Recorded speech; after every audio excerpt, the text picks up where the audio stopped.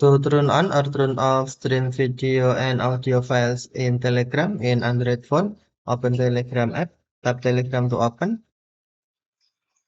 and then tap more icon or three line icon,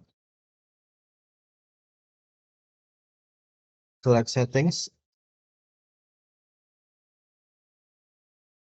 and then tap data and storage,